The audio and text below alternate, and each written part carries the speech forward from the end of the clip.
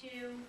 There's a free household hazardous waste, pharmaceutical waste, and electronics collection event for Ulster County. That is at 999 Flatbush Road, Kingston, at Ulster County Resource Recovery. And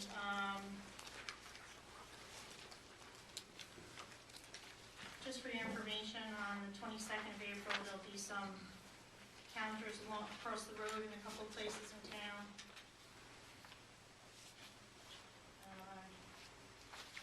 Mostly in the center area, like on Route 213 on Main Street. There'll be one on, looks like over the bridge, and on Elting Road and Bidingwater Road, it looks like. So just be aware that some people will be out there, put those out. It's not shouldn't really affect anyone. The rest of the events that are coming up are listed on the agenda. And I'd like to make a motion to appoint Debra Tierney as town clerk at $33,000 per year to finish out the term from Joan Jordan till December 31st, 2013. I'll second.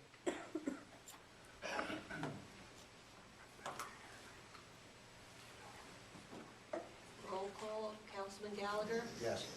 Councilwoman Green? Yes. Councilman Hassett? Yes. Councilman Ryan? Yes. Supervisor? Yes.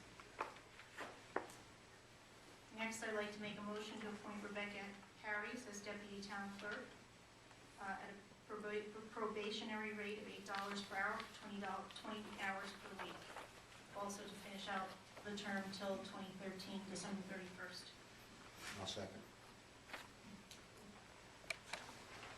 Roll vote. Councilman Gallagher? Yes. Councilwoman Green? Yes. Councilman Hassett? Yes. Councilman Ryan? Yes. Supervisor? Yes.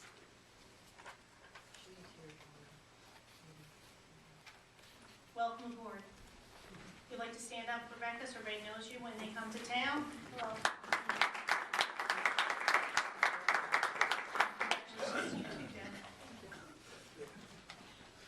Welcome.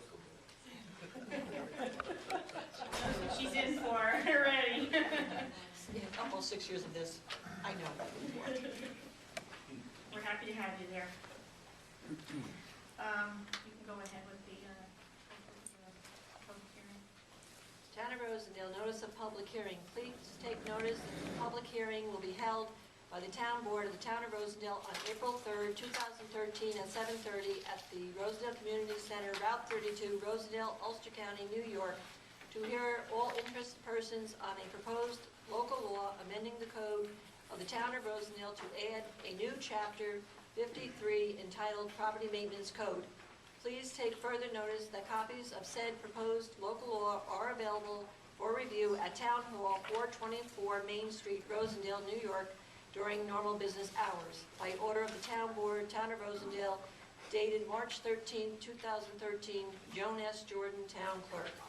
And there are copies floating around here. Do you still have some left over there? Nope. Okay. Those are gone. Have to share. Actually, these are the... No, those are gone. I'm going to ask anyone that would like to make a comment. We come up to the microphone, announce your name and where you live, and try to keep it short so that we're not here all night. Anyone like to make a comment? Sir?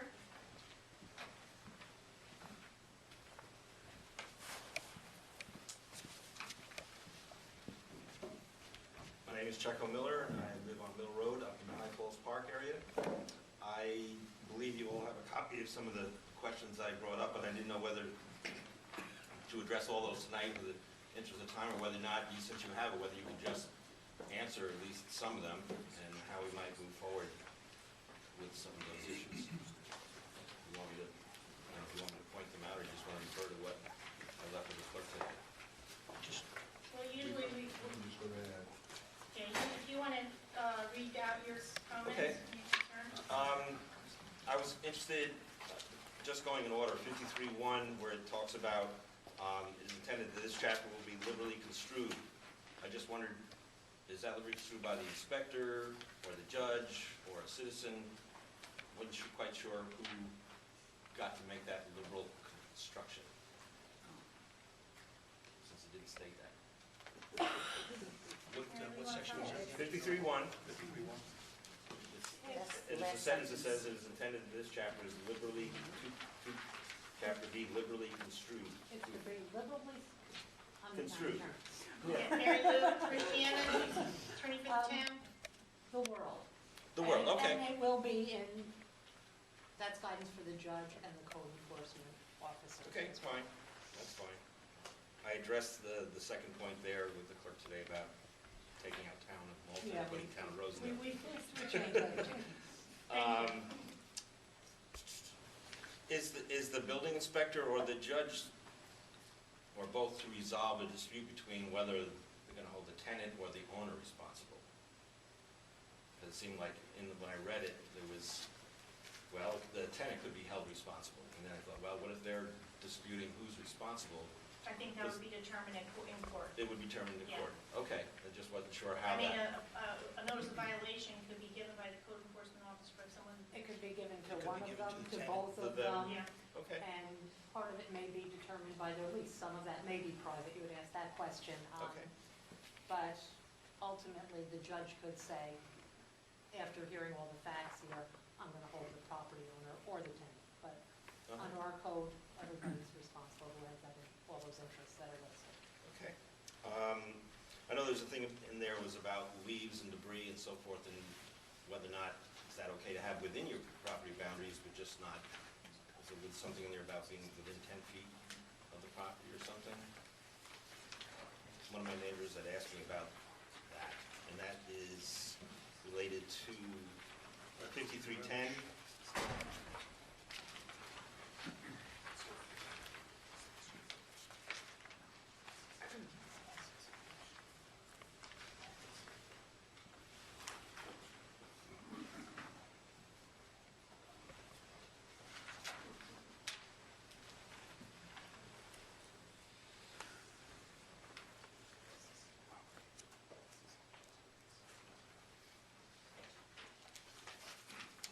That's litter. Yeah, does this specifically mention leaves? No, somebody was wondering whether or not that would include leaves or brush within their property, and what, because there's other things that you. I would say probably not unless it became rubbish, because it was, left there for a long period of Okay. time. It's just- I guess if you go to 5314, where the building inspector or such, or other persons as designated by the town board shall have authority as specified herein to inspect all premises within the town to enforce the provisions of this chapter. So I guess that would kind of sum up to cover that. I mean, that's usually a seasonal issue, so you expect people to have some time to be able to take care of that. Yeah, okay, seems reasonable. The next point here on 5312, whether or not trees would be an overhanging trees, and whether there's already something to deal with that, because where we are up on Middle Road, the house that really brought this to my attention, and why I'm glad we're trying to do something, is the house on 17 Center Road. And part of what goes on there is that there's trees with limbs hanging over the next property, and if no one's really there to deal with that, is with trees in that situation, be considered where the town could authorize someone to go and take some limbs if they seemed that they were at risk. And that's something the town board, that is not in here, but the Right. town board could, I expect there will be changes to this after the public Okay. hearing tonight. We'll have to consider that, because there are times when it happens when it's not abandoned property, and we have to be very careful Right. to not make it the town's job to take care of that. Okay. It just seemed that since when the neighbor brought that up about it, I figured I'd want to do it that. And I think I'm familiar with the property you're talking about, and I'd say that we should be a little cautious moving forward with regard to this law, that we don't want to get into a situation where the town is going to be the middle party in a neighbor dispute. In the absence of it being an abandoned piece of property, and there's no responsible party to go back to, I think this law is going to, help us to facilitate getting some action for someone who would otherwise be injured. But if you have a situation where there's an occupant of the property who's there, and the next door neighbor has an issue perhaps with some branches that are coming over their property or even endangering their house. Then it becomes, I believe, correct me if I'm wrong, Mary Lou, a civil issue where, I wouldn't want to see the town have to dispute that or get involved with that. Okay. In the absence of any remedy for that property owner, i.e. the absence of anybody there, then yeah, the town would have through this law, the ability to go in and correct the problem and build back, on the taxes. That was my main concern because of that property in That's, particular. that's a very good point, because we did have a situation in Tilson where a tree overhang on at the property next door, the limb fell and did damage to the car. And the tree was cleaned up immediately, and basically everything is washed. So my thought is, if it has any interference with your home, you should contact your homeowner's insurance. They may want to send an adjuster out to take pictures, or you may want to do it just so you have documentation that something should happen, as well as your car. But, so that would be more between the homeowner and the insurance company. So if you have a situation like that, that's what I would do. Right. Contact your insurance company and let them know what you're concerned about. And they should play a major role, since they're the one that's giving you the coverage, and they're the one that's looking out for your assets.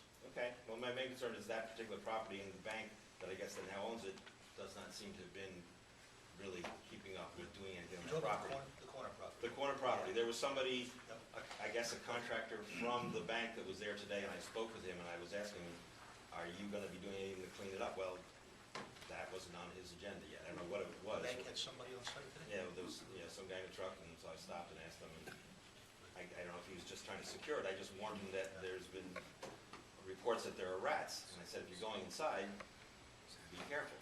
And he said, but that sort of took him back a little bit. Yeah. I don't know, I just been told that. Okay, Go ahead. Jack, wait a minute, because this is his turn to, Yeah, I just had a question on what we were talking about, the tree on the property. What I understand is that if you have a tree and it's overhanging my property, I can cut off anything that hangs over the fence line. Right. Yeah, this is basically a law that has to do with vacant properties or abandoned properties, so it's a different issue. when the inspectors, the next point there, considering 5314, 14A, is there a time requirement for the building inspector to respond to a citizen's complaint in any way? Or is there just something already established, something It's already within reasonable established, time or yeah. something? Okay, just one. He has, I don't know if you remember offhand what they are at the time, Stop pointing at me. okay. I think it was 7 Please. minutes. Well, just wondering, people have Yep. talked about it, so I just figured since it didn't specify it, just We'll, how we'll, they we'll work. look into that. Okay. 5314B, when the inspector is not granted approval, what happens is there's language in there about, getting approval to go in and inspect. If he's not, and I further asked, if an inspector felt he needed police escort, if it seemed like there was going to be a hostile situation, is that something that the inspector could ask for and be provided?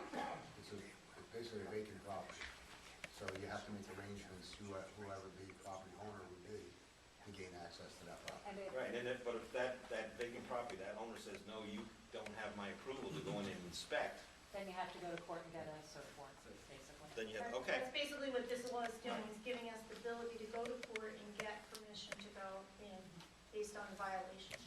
Okay, so there's another procedure in place? Yes. Okay, very good. Is there, I guess there's also a thing about the time to serve a written notice and so forth? Yeah, that's all taken care of Okay. outside of this law. If someone is taken to court on a violation, do they have a right to have a court-appointed lawyer to defend them in this kind of case, or not? No? Okay. Good enough. This one is about, if the corrections to the property are more than the property is worth, does that affect any decision by the town to move forward? I'm concerned with Center Street because, to me, as far as I can see, the building is completely shot full of mold. And I don't know whether or not is the town authorized to be able to remove the building with the rats and the mold and the unsightliness of the whole thing. For town code, if it's condemned, Yeah. the town has the opportunity to have the property dismantled. Okay. And if that costs more than the lot would be worth afterwards. Goes on the tax bill. Okay, just wondering how that works. I know it has asbestos siding, that gets into, a thing about Yeah. code and getting it removed properly. I would say at that point, it becomes more of a health issue, a quality of life issue Yeah. versus a value of taking it down versus the value of the property. Right, okay. And so if this law is in place and such a property did exist, do you know of any? And the board had an opportunity to act on that, I would say that the consideration of the cost of the property itself versus the value of the empty land, just, there's no correlation. It's a quality of life and health issue. Right, well, that's what I was hoping, I just wanted to make sure, and yet at the same time, I can appreciate the concern of what things cost, but at the same time with that property, I know not only because of the rats, I know people, there's a person there that's had their house for sale across the street, and how do you sell your house when you have this horrible thing? Some, and some of these issues go above our head. I mean, I guess the great example is the Rainbow Diner.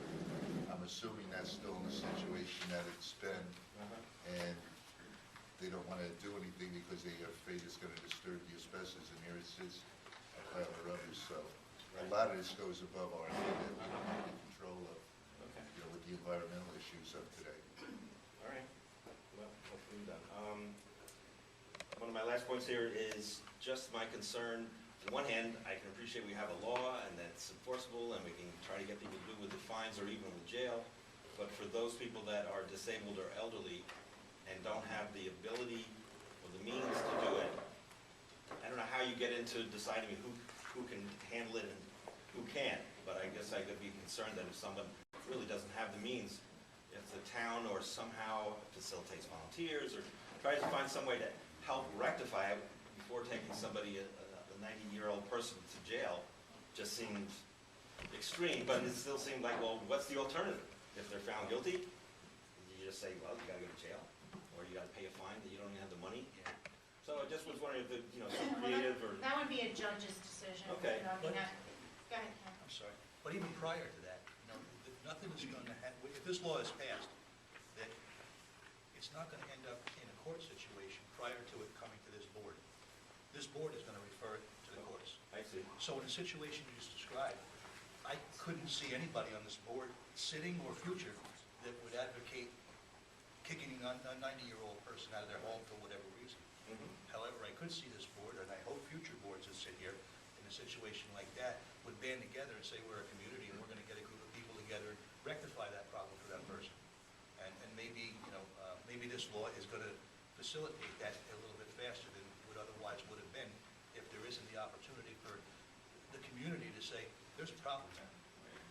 So, That would be my hope, and since it wasn't said in here, I just wanted to raise it, that hopefully there would be a neighborly way to handle appropriate situations in that sense. I'm hoping that there's nobody in that situation that doesn't have an extended family to come to their rescue or... That would always be our hope, but that's just not total reality. I mean, I just felt like that situation could come up, and I would hope that we would find a decent way to deal with it. and we have had over the years situations like that, not to the extent where the homeowner was faced with any type of violation or eviction, but we've had situations in town where we all knew that somebody needed help, and, some people have gotten together, just made sure that those people are taken care of. And I think that's the true quality of Rosendale. Okay, well, now they see that it's going to come to the board first. It isn't inspector going into court and either pay the fine or go to jail. It's going to be, and I didn't get that by reading this, that was part of the procedure, that was a possibility.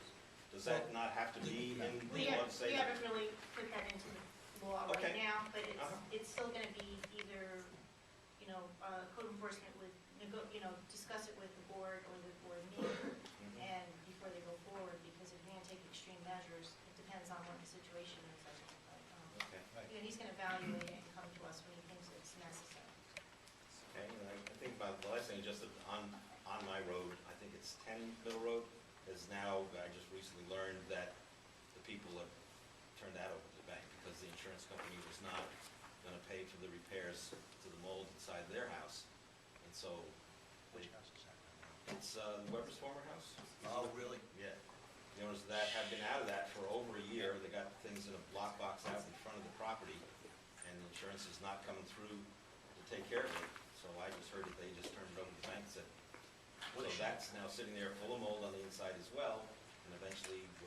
similar situation with that. I don't know which bank has that, but, you know, Well. just the fact that we have two buildings on our block. Well, possibly three. Possibly. Possibly three, because the ranch over on Mossy Brook, you know, where the old gentleman lived for a short period of time, Oh, yeah, down, the pipes broke there this winter, and you see Hecker off there a couple weeks ago? They put a new furnace in, but they're not firing it up, and they're not doing anything with the mold mitigation, shall I say? Yeah. So that may very well become another issue.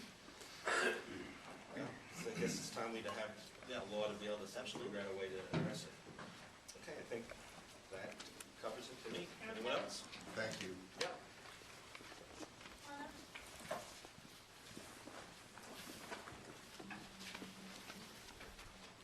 Hi, my name's Mike Huckett. I live at 3 Middle Road, directly across the street from the house that he's discussing. And my question is I didn't this. catch your last name, I'm sorry. Huckett. Okay. My question is this. Even, let's say this law is, it seems like there's no opposition at this point. I don't know what the history of this law has been, or what, you know, the discussion that's gone on here. Even without this, though, I've called the bank on that house, and hey, what can you do about this property? Oh, we can't do anything. At what point is that house a public health concern, or a concern where the town could act outside of this law even being enacted? That's the reason we're enacting the law. There is There's nothing, There's no power until we do this law, that's why we're doing the law. Okay. All right. And what is the general feeling? I haven't been involved in this The discussion at reason all. we're here is because obviously the board supports this law, we wouldn't be presenting this. Just to let you know, I'm sure 100% here, we feel the same way, that you and many others, we don't want to look at run-down, dirty, unkept property. And under that, what you were just mentioning about you contacted the bank, we have a house in Tilson, right at the entrance of Tilson Estates, that there's buyers for the house, and the bank won't sell it, Right. and it sits dormant, and he won't let anybody do anything to it. So, we scratch our heads, just like I'm sure you do, on, that doesn't make sense. Well, in this case, the bank, from what they told me, it's not that they won't sell it, it's that they, for whatever reason, legally, it's not foreclosed on property, or whatever, they're not allowed to sell it, is what they told me. You know, at this point, I would buy it just to knock it down, and, you know, I put tens of thousands of dollars worth in my house, and there's no one's gonna buy my house, or this woman's house here. You're in the back, I'm directly across the street, from across the street, the, on the corner. yeah, on the corner as well. No one's gonna buy my house, I'm gonna look out. Yeah. Thank you. No one's gonna buy my house. Well, the other thing this law will do is give us the power to officially approach the bank, if it's the owner, whoever the owner is on record with the assessor's office. That will give us the power to, you know, approach them, legally let them know that their building has X number, XYZ problem, and that they are required to take care of it. So that's the first step. You could call all you want and you have no power, so this is giving us that power. It was more of an exploratory. Right, but I'm just saying, this is giving the town the ability to approach and to enforce Right. some, you know, where these banks may own property, but now we're going to enforce that they do something about it.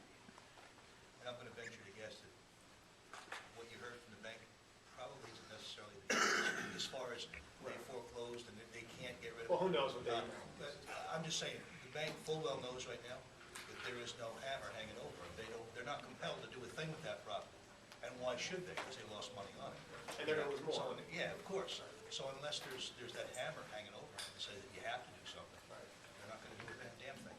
I'm going to ask Mary a little question. Is there a way to add something to the law to find out the situation legally of where the building is with the bank? If there's let's say there's a question about ownership or something like that? We can do that just through the county clerk's judgments.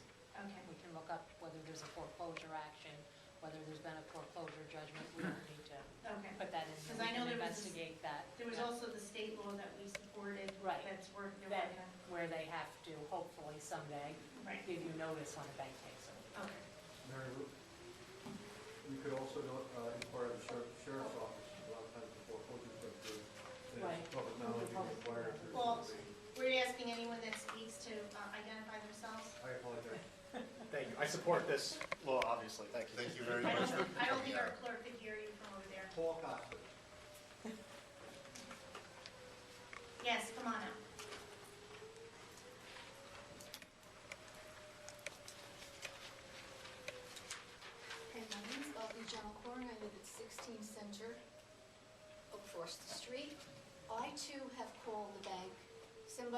has pictures of this house, including that notice, and they say, nothing we can do.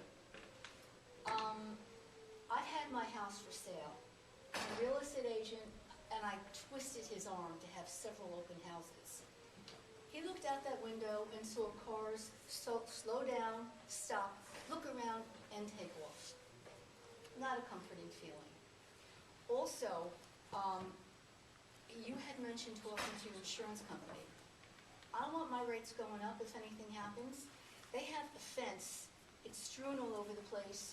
The chimney cap is coming off, the chimney's coming off.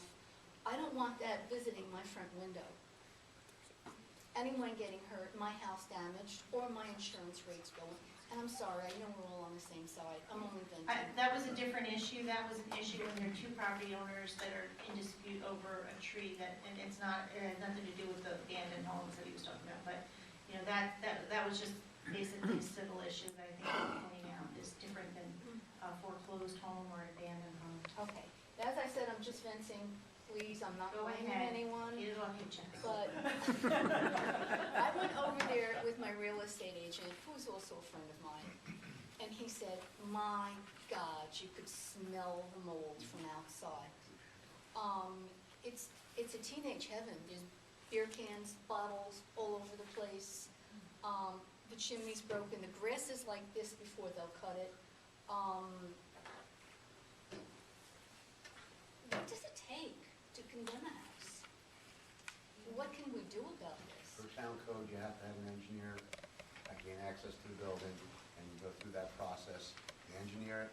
If it's found or deemed condemnable, it will be condemned, and all the onus goes on to the property owner. Is this process being looked at? That's what this This is is all about. this is our first step. Right now, we don't have the ability to take that step without this law. So the whole purpose is to, have a public hearing. And I feedback. appreciate this. Yep. I really do. I do. I'm not Well, blaming anyone. I'm venting. Right now, our code enforcement officer can't even enter the properties, okay, because we don't have this law in effect. So we're just giving some ability to the town to deal with some of these issues. You know, if there's a complaint about a particular property, they'll be able to Have you investigate. guys seen the house? Yes. absolutely. Well, let's back up. I know there's a number of High Falls Park people here who talk specifically about that house, and as it applies to this law. As you know, I live over on Mossy Brook, and Do you? you guys are all my friends, so I'm over Okay. in your neighborhood most of the time. And we know the history of that house. We know how the previous occupants just took off, and not only took off, but strewn most of their internal leftover possessions on the front lawn, of which these fine people spent a number of weeks cleaning up on your own, am I right? Going over, taking them, putting it in the garbage to try to just spruce up the neighborhood. That's really all that could be done at the time. This law is going to give, again, that hammer for some Great. enforcement to be done, not only on that property, but on other properties throughout the town. And there are other properties similar to that, but I think that's probably got the golden award. Well, once again, and I want to leave High Falls for a minute. I think you can go to any point in our town and go a half a mile in any direction and find property that's not kept anywhere. And I can take you for a ride and prove my point. So what I'm getting at, we understand and know what you're feeling. It seems like these banking institutions that the houses fall back onto, they just won't let it go, and they don't seem to upkeep it. Back in the 70s, I had worked for a bank, and they had to go out, and I had to cut the grass like twice a week, trim and stuff, and for somehow, it seems like that's gone wayward. They, to save money, have deleted that department, and they just let these buildings go. So believe me, we are behind you 100%, and all other residents, that we feel the same way. There's no argument here. Like I said, how to get it out. No. Thanks, Okay, Bobby. thank you. Nick?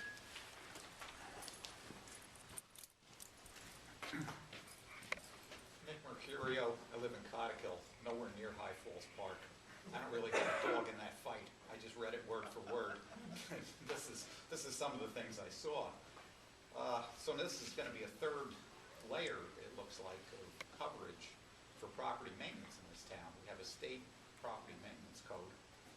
We have section 28 of town code, and now this code, and there's some overlaps and a couple of contradictions. So I think maybe all three of them ought to be laid out and sorted as to which one really supersedes. I assume a state code would supersede any town code, but then there's two town codes that are covering a lot of the same ground here too, so. What is the town code that you're talking What about? are- Section 28, called the unsafe buildings code. But that doesn't Right, give that's- you, that that's- doesn't give the authority that this does to take action. Okay. Am I right? Well, they're different things. 28 is what Councilman Gallagher was talking about before, and that's when we had the situation on Main Street a few years ago, where a building was literally falling down, and we had to have an engineer come in and say, it's an unsafe building. These buildings that we're talking about in this code aren't necessarily unsafe. They may be unhealthy, but sometimes maybe they're gonna fall down on you, but not always. There's other problems here. We wanna prevent the rats from coming in. We want to have general upkeep so they don't get to the point where you need chapter 28. That's what the difference is. Yeah, and it turns into a situation where we can't take action until the building is completely collapsing in on itself by the section 28, so this is giving us some authority before it gets to that point. So it sounds like this new code falls somewhere between the state building maintenance code and the unsafe falling down buildings code, which apparently is no picnic to get a building down either, since it No, has to go to it's- Supreme yeah, Court. it's- I mean, I think it's one of those Difficult process. situations where we have so many now in our town. It's not like there's that one building that everybody knows about that maybe 20 years ago everybody knew about that sat there and was ready to be, everybody concerned about, how unhealthy it was. Now, almost every neighborhood has one or two that they're concerned about. So now it's becoming a bigger issue. So that's the reason we'll take some action. Okay, so there's a table of definitions, and we use the term abandoned a lot. Abandoned isn't really defined here. Should it be? This actually, I think your main purpose in starting this was because of these abandoned buildings, but it does not apply only to abandoned buildings. It applies, you could have somebody living in the building who's not taking care of It it. could be some. You don't want to say, well, we're going to wait till you get foreclosed upon Right. to come in. So, I mean, it can be defined in there, but it does apply to more than abandoned And buildings. I think it would be, just for clarification, a good thing to have some sort of a definition for the term. I mean, not that you want Well, to I box, think- you don't want to box yourself in Defined under either, but. purpose. It's defined under purpose, Mhm. 53.1. That's pretty clear cut. Okay, so I don't 50, think you have the definition for abandoned. I mean, it's pretty clear cut what abandoned is. But like you just said, this is going to. it seems evident, but in lawyer world, words get picked Well, apart, so it's good to have a solid, You're solid absolutely footing. right. We could sit here for 2 nights debating what the proper wording is, and you're going to get a lawyer that's going to be able to twist it around. So There's one- I think we should focus on the intent of what we're here for tonight, is to get something done rather than to, juggle words. Good. Okay, well, there's 3 words in here that I don't understand, that maybe should be clarified and thrown out. What are boiling house cinders? Okay, where are you at, Nick? Which That's one, that thing? 53.3, it's the 3rd page.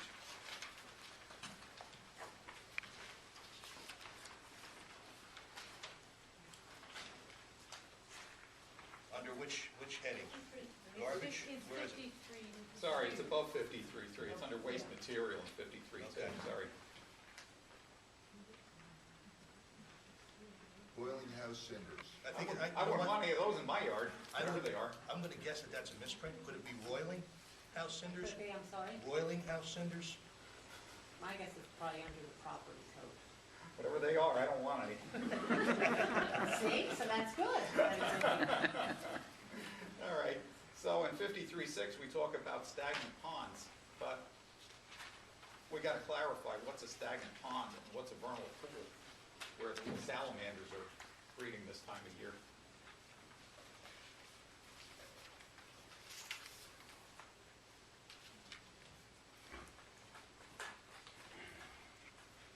Not for nothing, but going back to your boiling house cinders, that fire in Connecticut, where those 5 people were killed in the family, as I Yeah, understand back it, with a bucket of ashes. that fire was caused by a bucket of ashes. Mm. So I'm wondering if that term was put in there in a direct relationship to that situation.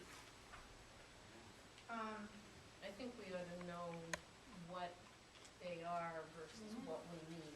If we Yeah. mean Oh, hot yeah. ashes, then, but if it's an Well, we'll make- abandoned building, it's not I'm gonna. just hoping somewhere common sense kicks into play and kind of. We'll make a note of it, we'll make a note of it to check it to see if it needs to be clarified better. Whatever it is, I don't want it. It's fine, thank you for that. Okay, moving on, 5311 forbids any unlicensed motor vehicles. But isn't that contradictory to town code? Is not every occupancy allowed one unlicensed vehicle?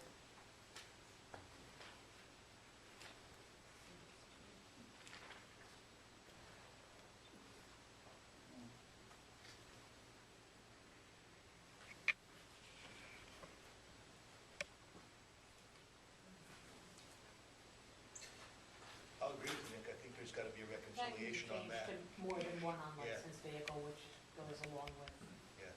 the I think- Compliance one. with the code. My impression is that you're talking, there's a difference between an unlicensed vehicle and a dismantled vehicle. But it's fine, I still think somebody could be working on a vehicle and you wouldn't want to force them to move it, so I think you're right, that should probably. That has to be consistent with the rest of it. Yeah, no, you're right. Should be- Doesn't legal terms usually use the word reasonable? No, you have to have the law be clear, because otherwise it's not. So we'll fix that. What's that, Mr. I Morrison? said, who interprets reasonable? That's the problem with the term reasonable. Who's the interpreter?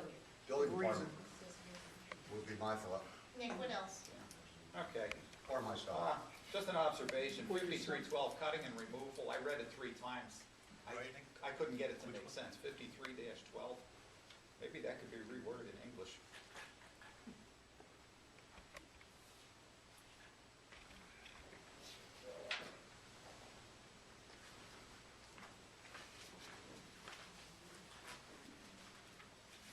I don't have a problem understanding. It's basically saying you have to keep your property free of overgrown weeds and grass, is basically what I'm understanding, right? Oh, it's got something offset from the edge of the road or from the property. Yeah, because at certain point, it becomes town responsibility if it's past a certain point. So Right.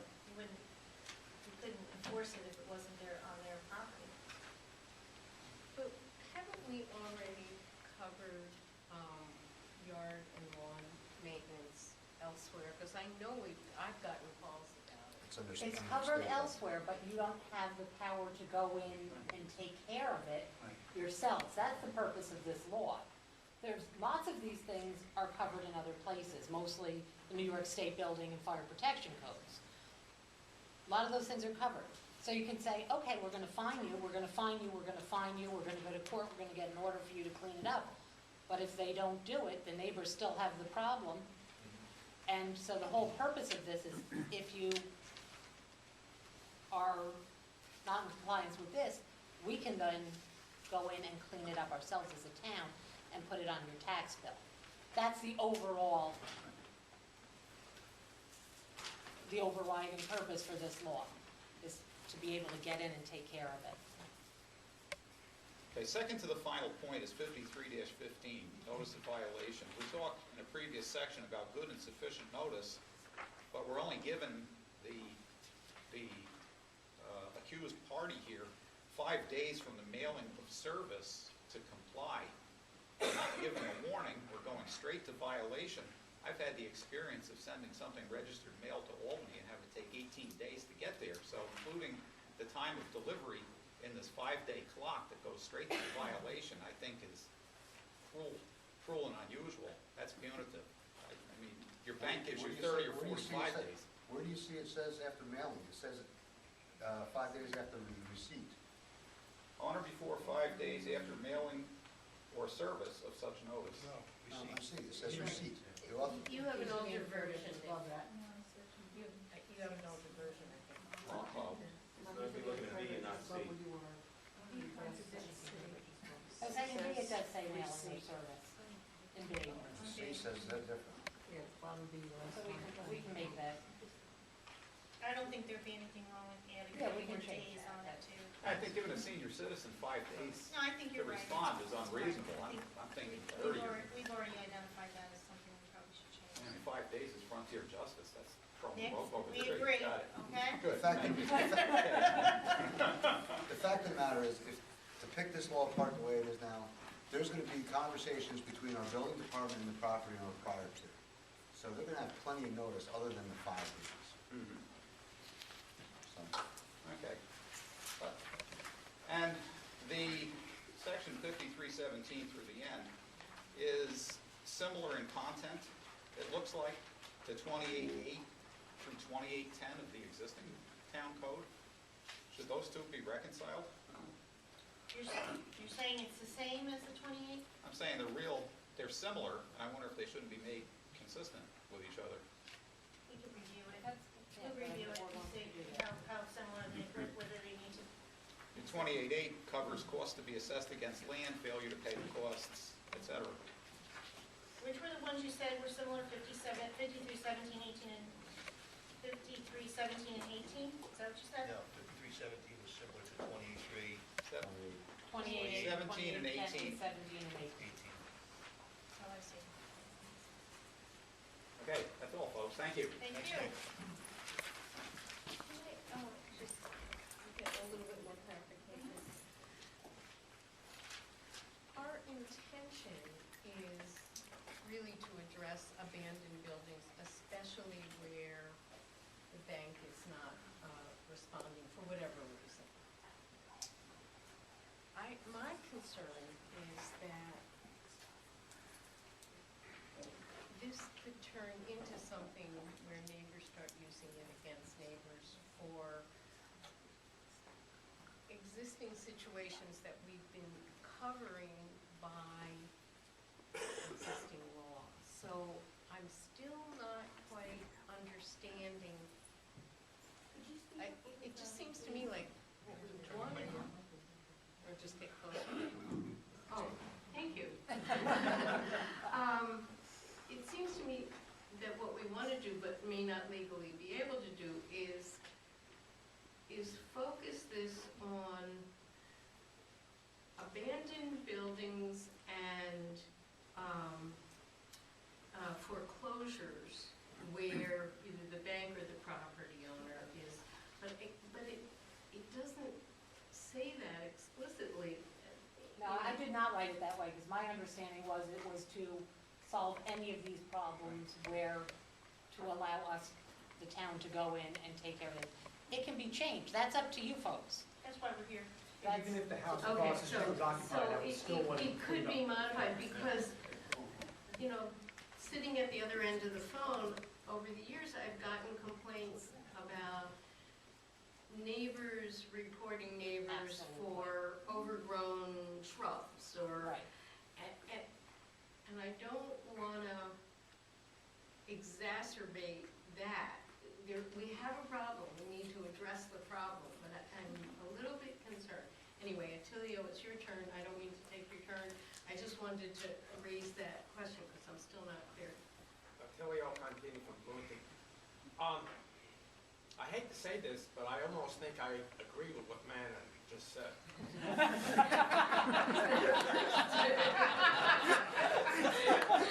Note that in the minutes. All I had to do was read the first paragraph, and my dander starts going up. The more I listen, the less I like this law. And it seems to me that it's going far beyond what the intent appears to be. I think what it's doing is it's opening up a Pandora's box, in particular for people that suffer from the Pinocchio syndrome, if you know what I mean.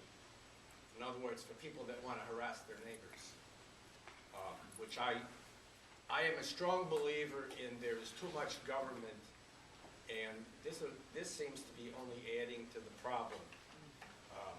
I think what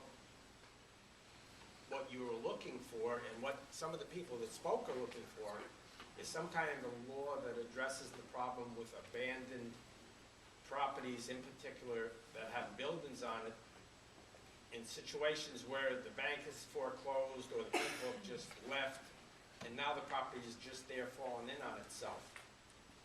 And I really don't think we need a maintenance code to deal with this. I think we should have some kind of an abandoned property code. And it could just hone right in on the situation so you can deal with the bank and the people rather than what this appears to be. Basically, that's all I have to say. So maybe somebody should be reconsidering rewriting this and toning it down to exactly what you want. Thank you very much. Thanks. I unfortunately feel to focus it on abandoned houses, I hate to say it, but I know a lot of houses that are occupied that look like they're abandoned. And people have to live next door to these other people that live there and keep their yard as such. And since Mr. Morrison says there's no reasonable term for what's neat and what's not neat, what do? We worked 3 years on the chicken law, can't resolve that. This is much more involved, much more detailed. What should we do? I hear what you're saying, and for some situations, I wonder if there's anything you can ever really do unless you become too intrusive. Let me make a statement here. I personally have been involved in trying to deal with property that I was attached to my building that was abandoned for 20 years, and it was very difficult. Luckily, I had some assistance from Bob to get that addressed, but you know, it doesn't have to be a foreclosed property to be a property that needs town action to step in before it becomes either a health hazard or a risk to the neighbors, the kids in the street. That, you know, like one person said, you know, kids are playing, obviously hanging out inside of these abandoned buildings. You know, when you have ceilings falling in and floors falling in, at some point you have to say, this is unsafe and this is a problem. Yes, I agree with Manna, we don't want it to be, and that's where we have to tweak this to become something that takes care of properties that are a risk to the people that live near them, or, you know, that we have a problem where something could become a danger to the neighborhood, and we don't want it to become something where, you know, everybody can call and say, the neighbor hasn't mowed their lawn. You know, obviously we don't want that. So yes, there might be some tweaking of the law. That's why we have a public hearing, so that we can look at the law, say, you know, this is my concern, this is what I think, and that's what we're doing right now. So I appreciate your input, and we'll hear from a few more people. But that, you know, let's be clear that this is about safety and health. That's why we're doing this. When it comes to health and safety, I think there should be enough in the codes and law already. Maybe some of it might have to be clarified a little bit. No, there isn't. That's why we're here. So we have to take some action. And I'm not saying that it doesn't need a little bit more tweaking, but we do need to take some action. So, yes. All right, thank you. Yep. Could you come up, please? Yes. Hi, my name is Deb Welch. I live in Tilson. My concern is with section 5313, maintenance of property. And I hear everything you're saying about health and whatnot, and I certainly would never want my neighbor to have a big, huge open pile of food scraps that were attracting vermin, and I wouldn't want to subject my neighbors to that either. However, I would love it if every resident in the town had a compost bin, a secure one like I have, that I use not for temporary storage, but for year-round use. And I'm concerned because the way this is worded, it's worded as if I cannot any longer compost my kitchen scraps. And I keep a tremendous amount of waste out of the landfill by doing that. I never compost meat or fats or anything. I'm not supposed to. There's no odor. It's contained. And you know, I'm not a big fan of open compost piles because I do think they attract animals that can be dangerous to children and whatnot, and just create an odor problem and unsightly. But I would like this to not say that I cannot have decomposable organic matter on my land. It's not temporary storage. I have an Ulster County resource recovery bin. It's a very solid plastic thing with a lid. And I really would have the town. If that's the case, that would need. Well, it's awaiting removal and it's temporary, and it's not temporary, and it's not being removed. I use it every single week. I put my kitchen scraps in it. And I turn it with a pitchfork, and, you know, and I don't, It's in a bin, you're saying? it's in a bin, but this is saying that decomposable organic matter may not be on your land. And where it said something about We can make waste. sure that it Yeah, excludes that's, composting. you're right, that's one of those things I would that, like to see more composting and less garbage going away. right. Yeah, I And mean, if you this- have access, just bring it down and dump it in Mr. Snyder's property. Right next to the toll booth. Yeah, the intent wasn't to keep out composting, it Yeah, was that- because we had, some of these homes we're talking about had rats. Yeah, And rats ended up being there because people left garbage behind, or they left food, you know, that hadn't been, you know, that had been left open, so. laws, you want the wording to. Absolutely. And people also use manure for fertilizing their garden. Did you want to make a comment, Jen? Yeah, well, sorry, just added, Jen Metzger, just wanted to add that people use manure, you can buy it at, you know, Agway as fertilizer for your garden, so you might want to be more clear about that too. Did you want to make another comment? No. No, you. I'm not gonna even come up. 'cause Yes, go ahead. There's a couple things. For everyone that is saying that this should be for abandoned buildings, no, absolutely not. If somebody lived in the residence across the street from my house, I would still want the town to have the power to go in and do something about it. If you lived across the street from this house, you would as well. And number two, I think everyone has to understand, when laws are enacted, there is a reasonableness standard to them. There's due process associated with these things. It's not like the town's gonna come in and mow your lawn for you and then send you a bill and you've got no right to contest it. There is due process. It's not like my neighbor can make an accusation against my neighbor, and now they're gonna be on the hook for a bill. I have to go to court and be a complainant on that. Right, and It's- but I think there's- what Madam was trying to say was, we didn't want it to turn into 500 complaints because now this law, but those laws are on the books already that people have to. You're not gonna, neighbor disputes are not gonna all of a sudden come out of thin air, and they're not gonna go away either, I think would be, you know. So I think everyone just has to understand that there's a reasonable standard here. This is not unreasonable. If I'm correct, this law is already in effect in other towns. I think maybe if anyone has concerns, they could call that town hall and talk to them. Okay, thank you. Ma'am? Thank you. Yeah, I know this is getting very belabored. My name is Madeline Swirsky, and I also live in the High Falls Park development.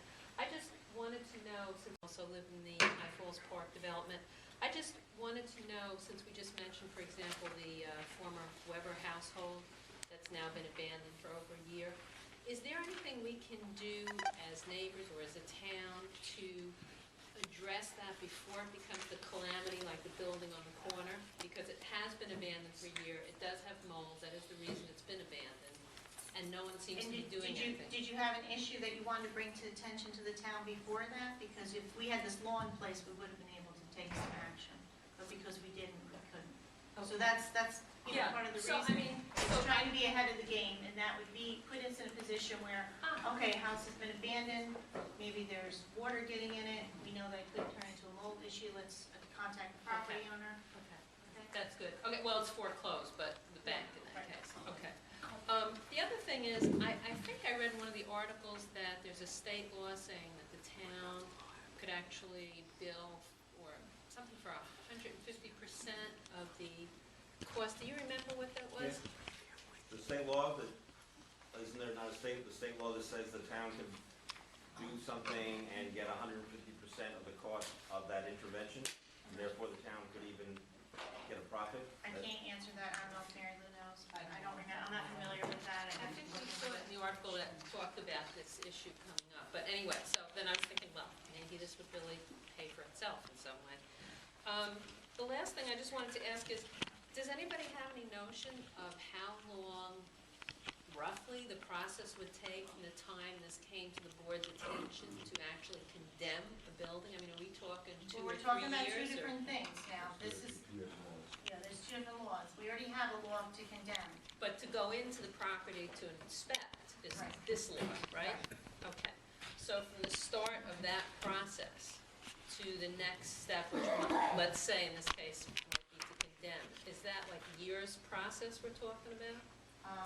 It shouldn't be, and you know, a lot depends on every individual situation. Is the property owner or the bank going to let us go in and inspect? Or do we have to run to court to get a court order to allow us to inspect? A lot depends on Also, the cooperation. if we send them a notice, do they take action and start cleaning it or taking care of it? Or do we have to take them to court for it? So those are the Right. steps. It's about consent. And what's the court calendar like? How, you know, how soon? I wish I could tell you it was. So conceivably, it could. I mean, sometimes it might be a month because people might say, Right. oh, now they're really gonna take me to Right, court, right. it's gonna, let me just take care of it. But if they haven't taken care of it to that, and we've gotten to that point, probably not gonna happen, although it does happen. But it, I mean, it could be a year.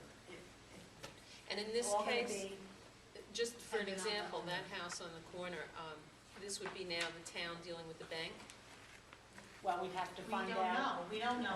People here are telling us it's foreclosed. Right, We don't okay. know. We'd Right, have and- to investigate. And there may be a foreclosure procedure, but not a foreclosure judgment. So the bank may be going after the Right. property owner, but it may not be in the bank's name yet. So for all these things, we're gonna have to. We just put a big especially tarp the- over it for now?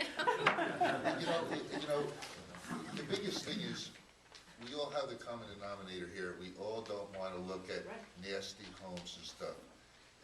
So we're all together on that. And you know, the squeaky wheel gets the grease. And we, the town board, the residents that we represent, we only have so much power, so we can't make promises. But, you know, being that the squeaky wheel gets the grease, if you can find out the financial institution that assumed that building and that, to start firing off emails, that way, as push comes to shove, you have documentation, because it won't do any good to say, well, I came to a board meeting and I stated this. But if, the wonderful thing about computers, if you send an email, now you have documentation. You can bring that and say, I've been complaining about this since 4/3/2013, and nothing has been done. So that's, That and the I'm with you. protests in front of the bank. believe me, I'm with you. Okay, thank you. Thank you. Thank you. Dave, come on up. And this be Duchess. Ken? All right, I'm Dave Massini, I'm the Town Code Enforcement Officer. I have been for 8 years, about 8 years. And I can tell you that attempting to deal with homes where the owner either has walked away from the home or refuses to maintain the home is beyond frustrating. What this law will allow us to do, and Mary Lou put this together at our request, it will allow us to force the owner to take care of their property. That's all we're looking for. Not looking for the okay to storm through your front door and make sure that your soup is all lined up in the pantry or anything like that. Simply to make people responsible to themselves and to their neighbors. To answer your question about 150%, that's under Chapter 58A, solid waste. And if the town has to come in and remove something, the town can charge 150% of what it actually costs. Would the structure be considered solid waste at this point? That I don't know. Okay. That I don't know. But both Tom and I would really appreciate your support on this.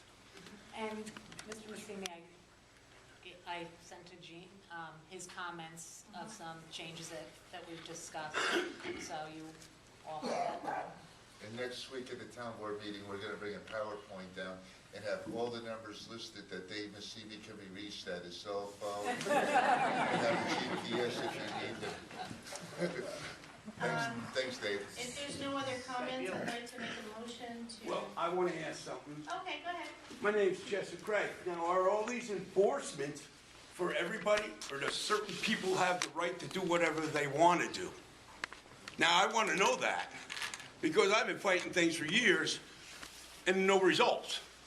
And I want to know if these laws are going to be for everybody in this town, and not just certain people can do whatever they want.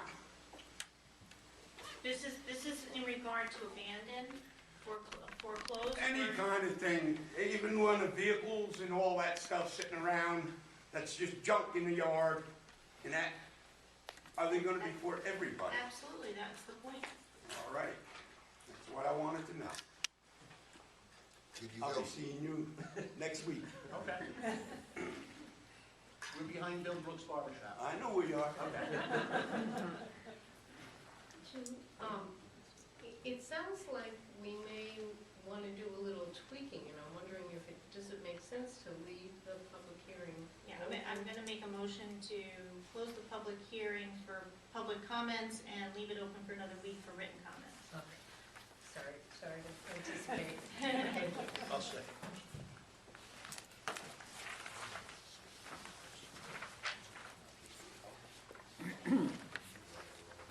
Roll call, Councilman Gallagher, Yes. Councilwoman Green, Yes. Councilman Hassett, Yes. Councilman Ryan, Yes. Supervisor. Yes. Now, if Mary Lou, if the town attorney, You can call me Mary Lou, that's how they all know me. makes some revisions, do we need to schedule another public hearing, or? No. If the revisions are made from comments that you got tonight, that's the whole purpose, is then we can revise it accordingly. And what I will do before I make the revisions is I'll wait for the five of you to talk about it and decide which revisions you do want. So I don't see this being voted on next week. I see either tonight or next week you discussing how you want it revised, and then we have it ready for voting, including the seeker, we have to have the seeker and everything for your May meeting. And we also have, we have to have the law in our hands, the final draft for a week. before Right, for we 7 vote. days. Yeah.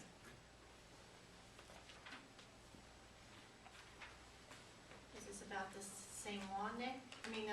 Tim? It's Nick, I'm Tim. Yeah, Tim? Sorry. Yes, it is. I'm the better looking one. I'll let you speak No, before I have the more public hair. hearing, all right? Well, no, it's in the public hearing, it's a question. Is the current version of this on the town website? Because I couldn't find it. No, And shouldn't be on the town website? it's not in law yet. It's not. No, but it was a public hearing and we're supposed It's to be available, reviewing it. it's available at town clerk's office, that's what the. So we actually have to go and we can't go to town You have website to come and see. see me. Because she's the town clerk. With today's electronic age, it seems unreasonable that we have to physically go.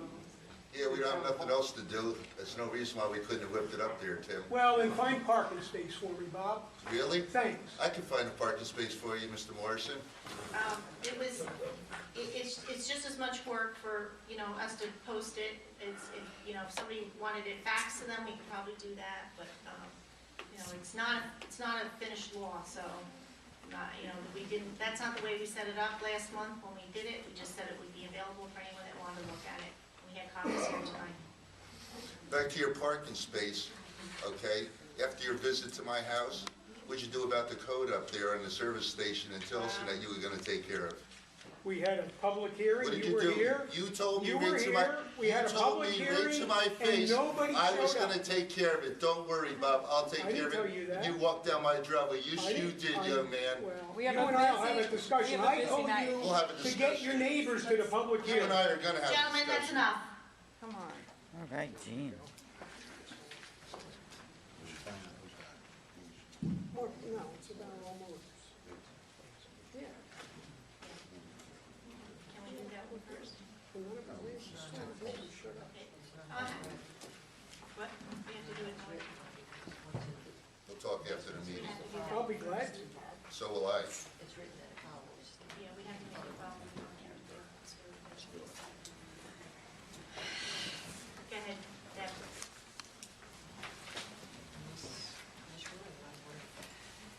Town of Rosendale. Hold on. Mary Lou, since we have our lawyer here. Go ahead, Ann. Okay. Can we, since we have 2 more public hearings and we know one of them's gonna be lengthy, can we go out of turn and do the third one first? How were they advertised? Were they advertised? They were advertised that the first one is at 7:30, the second one is at 7:45, immediately following the public maintenance code. The third one is at 8 o'clock, immediately following the heating complaints. That's what I thought. Nope, you don't write it up like that again. It's signed Joan Jordan. Yeah. Just so you know. Go get her and bring her back. It's not too bad. When I, let me just make it one other question. What if we opened it and then we opened the other one and held the other one open while we did this second one, third one? Would we like to do that?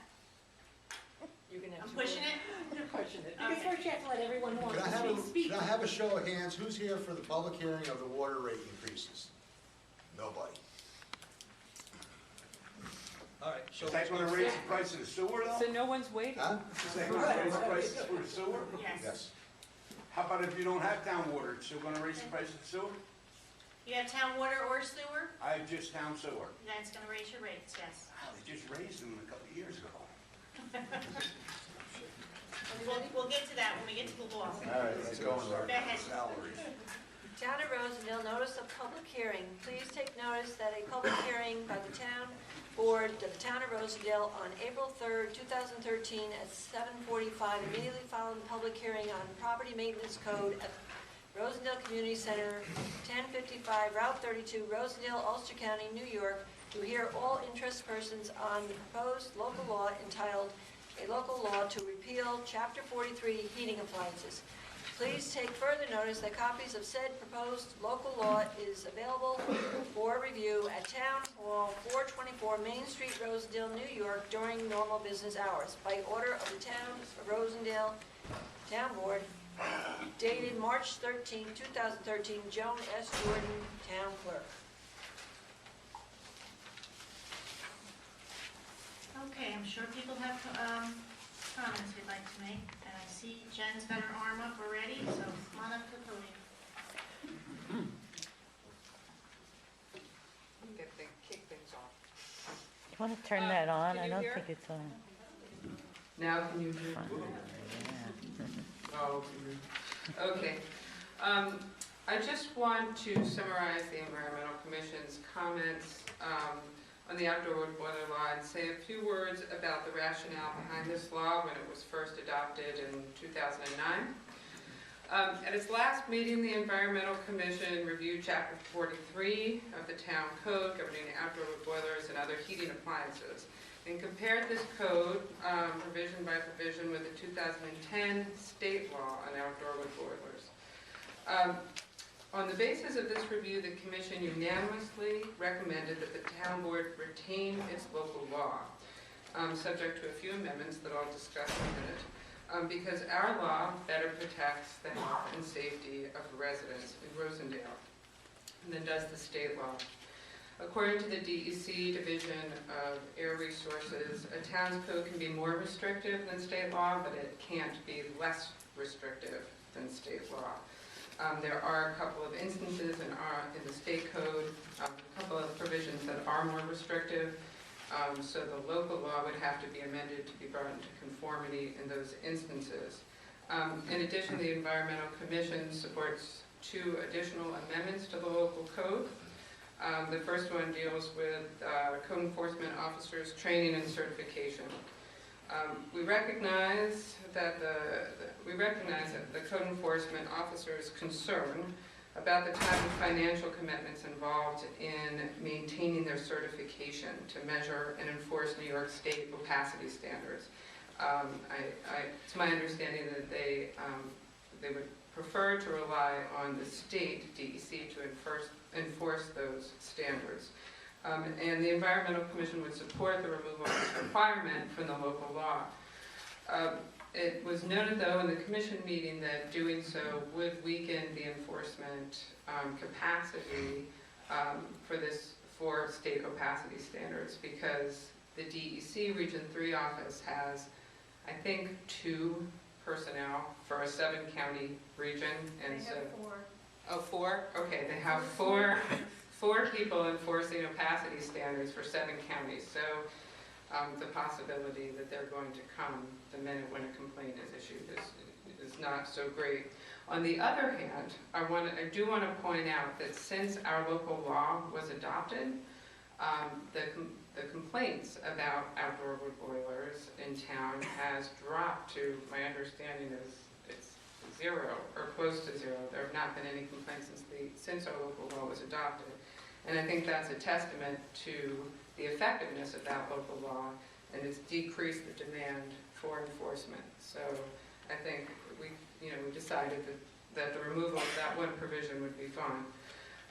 The second amendment that we had suggested, we support an extension of the outdoor wood boiler operating season by 2 weeks on either end, starting October 15th rather than October 31st, and ending April 15th rather than March 31st, in view of the current concerns that have been expressed about cold temperatures during those weeks.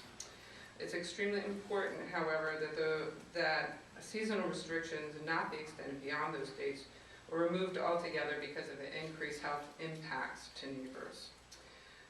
It's well established that outdoor wood boilers produce high emissions of fine particulate matter and other toxic emissions relative to wood stoves.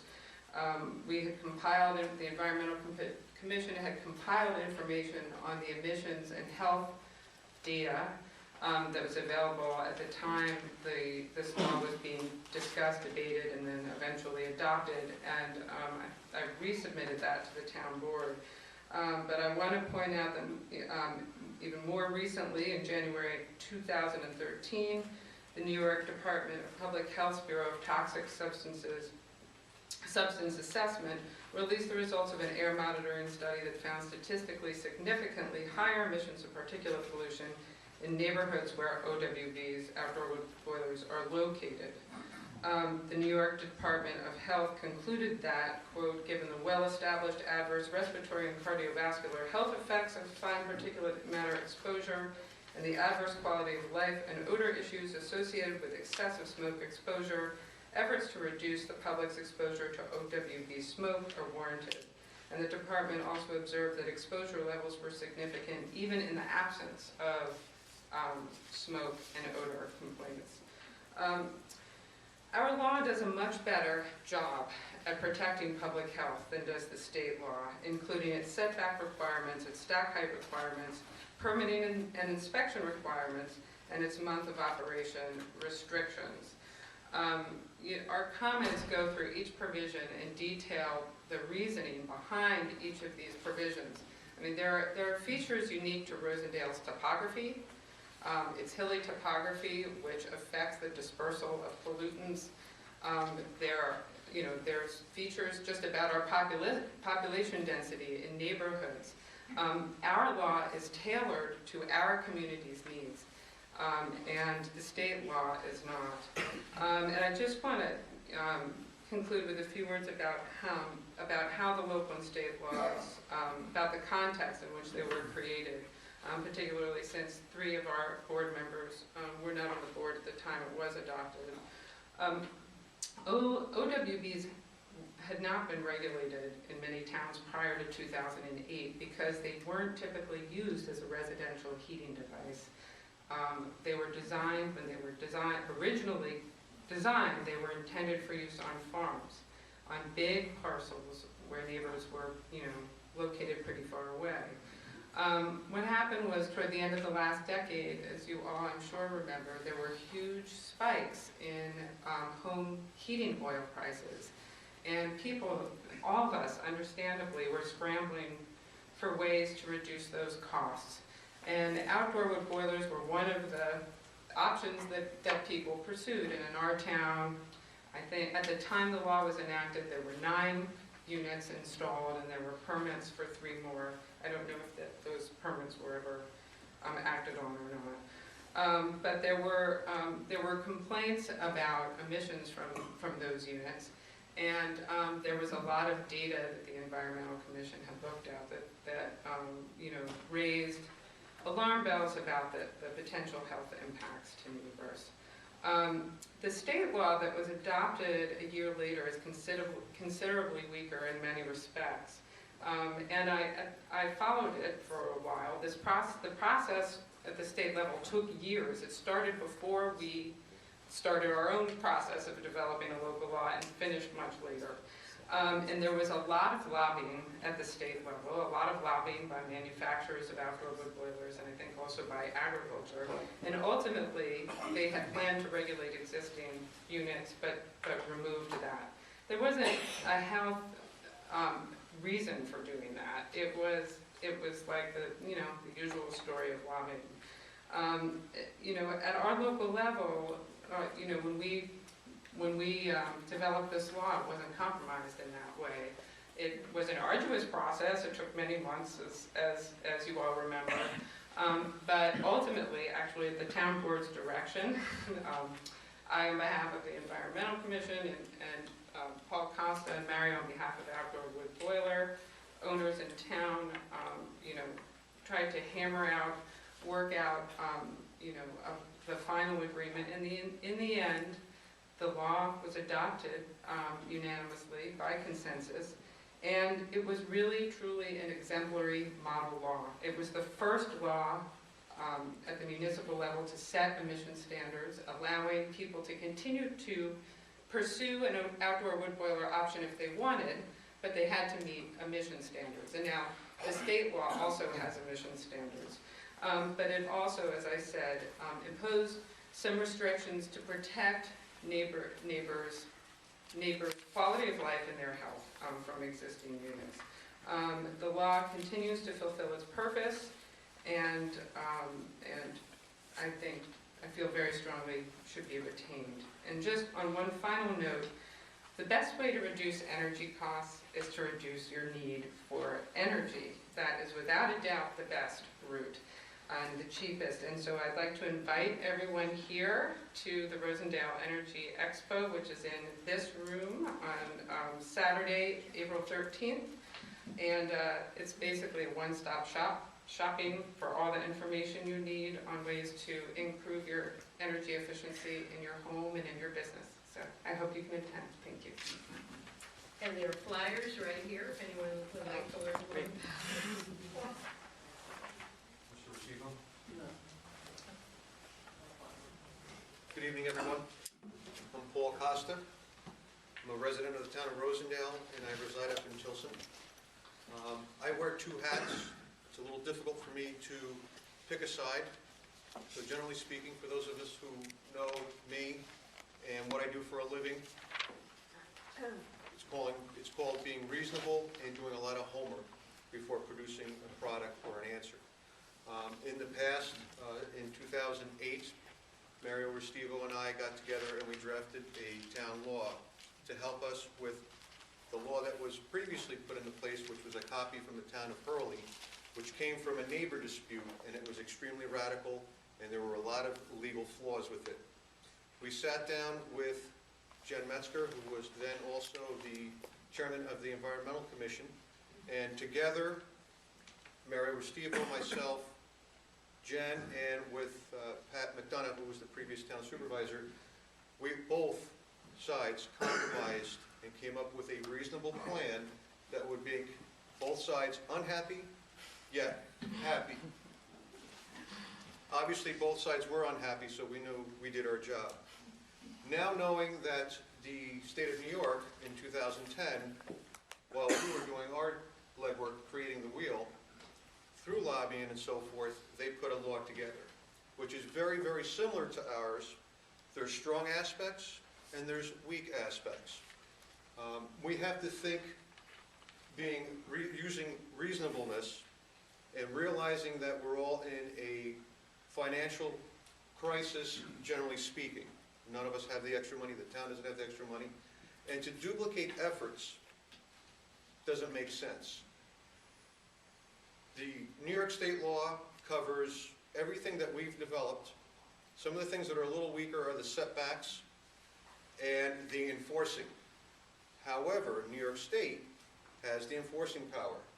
Not only do they have 4 regional members, they also have DEC officers.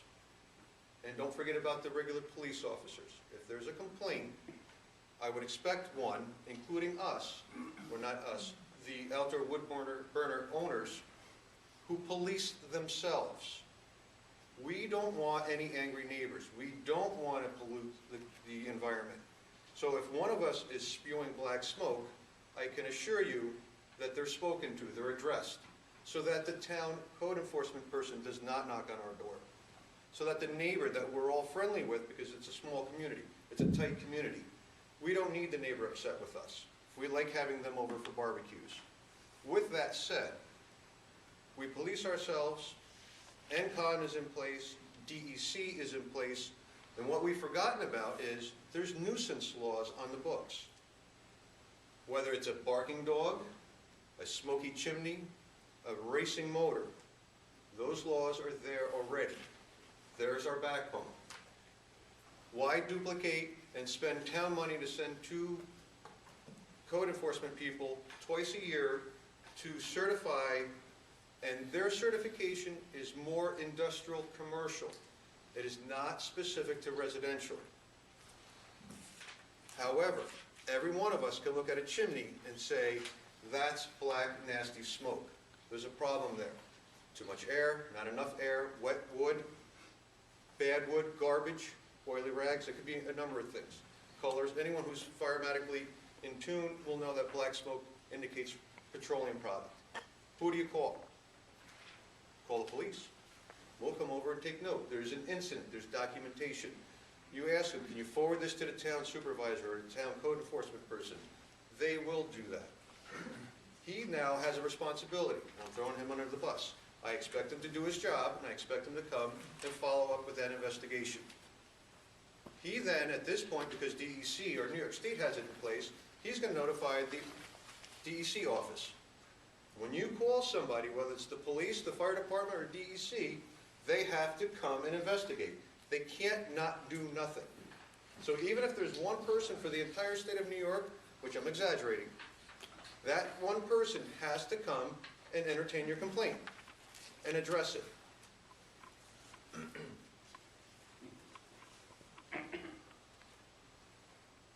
The new burners, and according to the New York State law, are required to be phase 2. When you get your new burner, you have a small packet that you have to fill out, and it has to be delivered to DEC within 7 days. Very simple, and it even outlines the setbacks, the stack heights, and the setback basis based on a boundary line. There's a couple little things here that prompt you. The New York State law, which it could be viewed online, Part 247, is very itemized, very similar to ours, but more in detail. And it is the latest laws, the latest information on the particulates, on the emission standards specifically, the labeling that's required on it. So in summation, we're saving town money by not having to train these guys. There's already the state resource. There's the reporting resource. If there's a problematic person, there's the nuisance law. And all the other details that are outlined here, which I won't elaborate, they're quite self-explanatory, are again duplicating ours. Jen and I have gone back and forth. We beg to differ every once in a while. Our opinion usually parallels. I'm environmentally conscious, trying to be reasonable and looking out for managerial aspects, but also environmental and the people that need to save money. They should have the ability to do it, and the guidelines are set forth in New York State. Thank you.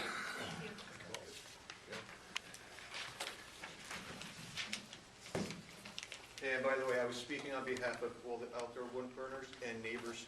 I went out and interviewed quite a few, and so I'm speaking as a whole, not as of opinion. Hi, Deb Welch again. I would support retaining the current law as it is with some possible amendments. As Jen mentioned, the possibility of extending the season by 2 weeks on either end, I would support that.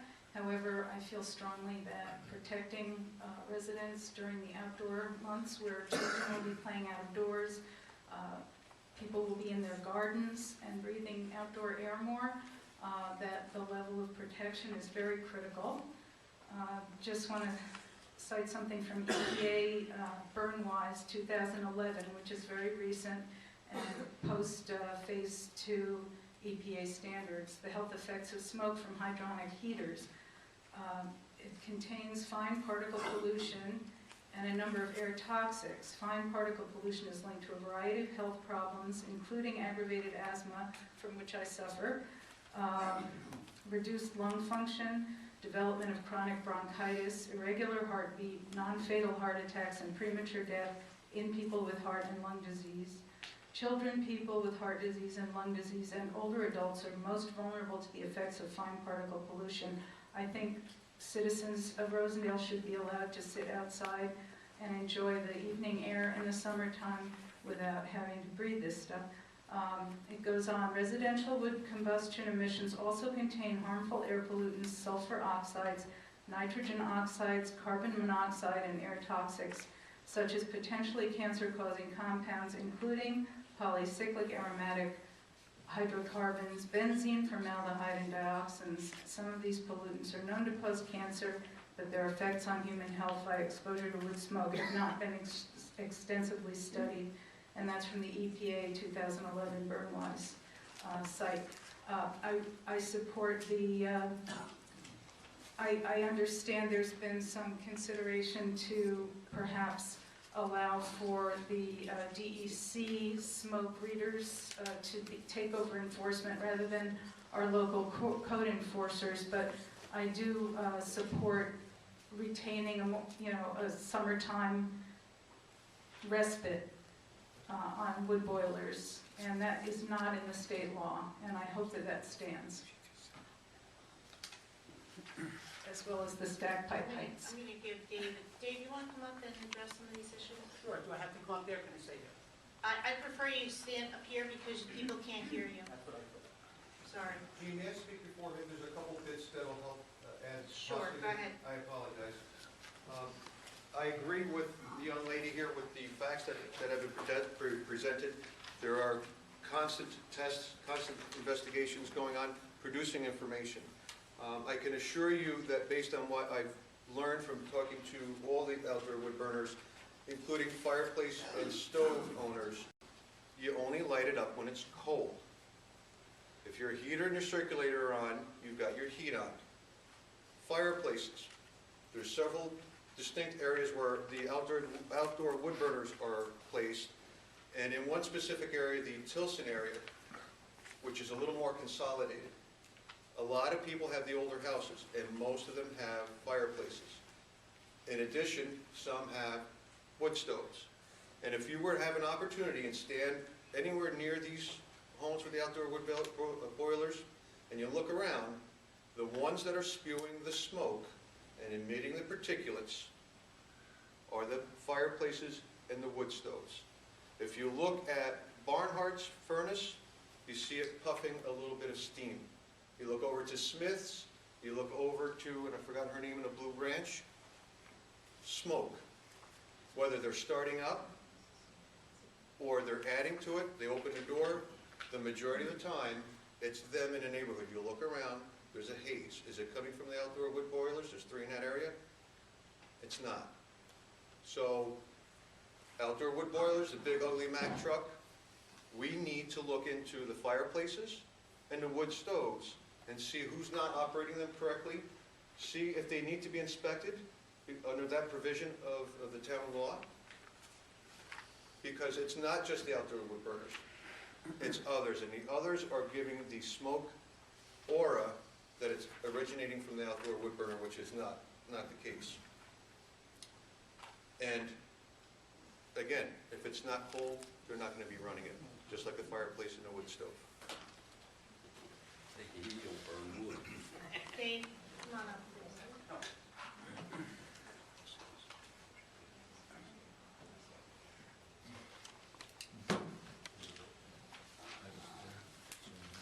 My comments reflect my thoughts on this, as well as those of Tom Fiore, who is, functions as our building inspector, but is technically a code enforcement officer as well.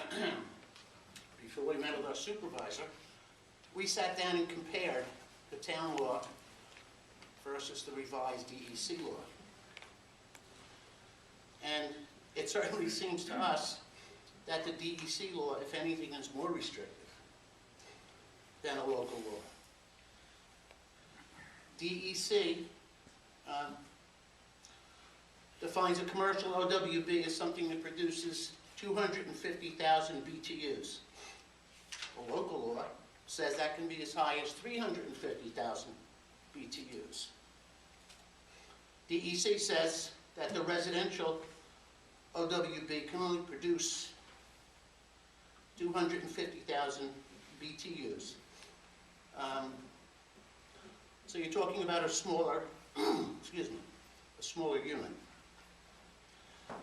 In terms of the setbacks, the town mandates 150 feet. DEC says 100 feet, but it also mandates an 18-foot smokestack, which the town code does not mandate. That's a lot. 18 feet is a lot. And it says that if that's a problem, they can be forced to extend it 2 feet higher. And if it's still not resolved, if it doesn't resolve the problem, it's then a nuisance unit, and there are sanctions available. The issue of a season, excuse me. The issue of a burning season, it's our feeling that should be left to the individual. Just like people are looking to raise chickens to save money, I think somebody who wants to use the outdoor wood boiler to supplement heat at any time of the year should be allowed to use it. We do agree on cutting out the training. I think we've gone either 6 or 7 times to the opacity training, but haven't used it once. Not once has there been a complaint about opacity. The training costs, I think it's $180 every 6 months, because you can't remember it for more than 6 months, apparently. Plus a day out of work, plus mileage, and as I said, it's something that we haven't used. So the building department is all for removing the law from the town books and going with the DEC law. There were a couple of things I had questions about. I know that in the Environmental Commission's list of concerns, they talked about the prohibition of commercial OWBs, and it was basically a commercial unit wouldn't be allowed in anything that was not a commercial, in a residential area, correct? And you would need more than 200 feet setback according to the state law. Right, in the state law,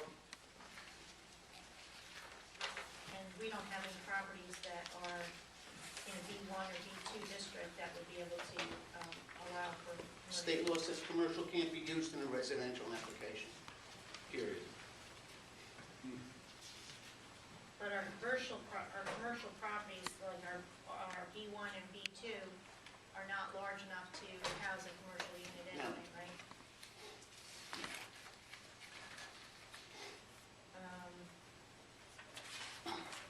Now, you had talked to me about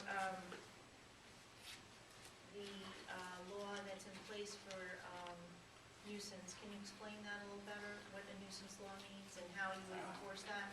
Okay. Actually, the way DEC goes about it,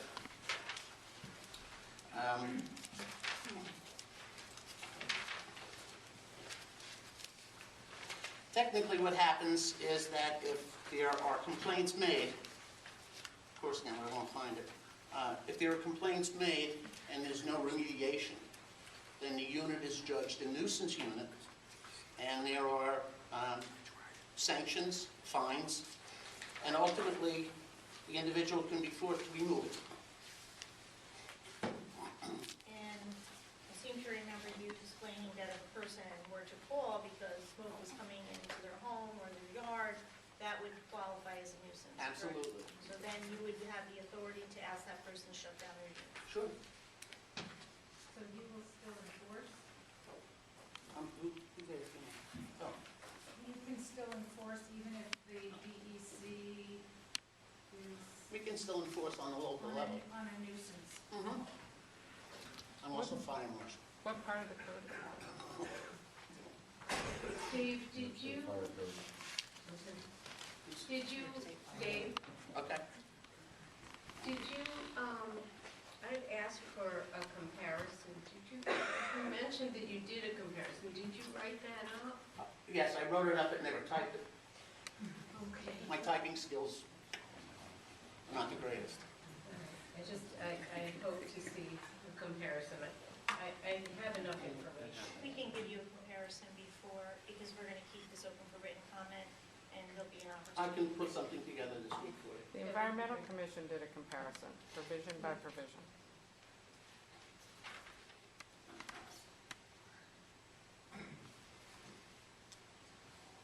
I guess I don't support that comparison. The law's in front of you, it's not really disputable. Well, I just want to chime in one thing. I was forced and had to go to school for 3 years, so I have a New York State license as a plant utilities engineer. So I know all about opacity ratings, wood burning stoves, and boilers. And to tell you the truth, and I can show you the article, that in most cases, most furnaces in your house are giving off more pollutants. The indication of smoke or steam does not mean it's really giving off more pollutants than your furnace at your house. Without taking an opacity meeting, which means taking your fire sight glass, opening it up, sticking a piece of paper in here, pulling it out and putting it into this machine that will tell you what you're spilling out. In most cases, it's the burner, a furnace in a home. And another thing I'd like to add that I just read today. Formaldehyde in homes is unbelievable. If you're concerned about asthma, lymphoma, the list goes on. And Deb, Nana, I'll bring you in my magazine that I read it just today. You would want to move out of your house. I'm not kidding you. It scared the wits out of me. So I'm just throwing this at you under the wood burning situation. Devil's advocate. This year I rode around, you know that I'm in that section of town, and honestly I can say, and Chris Barnhart's is very close to the road, I saw nothing and I smelled nothing, and that's the God's honest truth. One other thing regarding the inspection process. Anybody putting in a fuel burning device in town has to get a building permit. And you get a building permit for that device that includes at least one inspection. So there's our opportunity to go see if it meets the requirements. That was one of the concerns that the Environmental Commission had, so.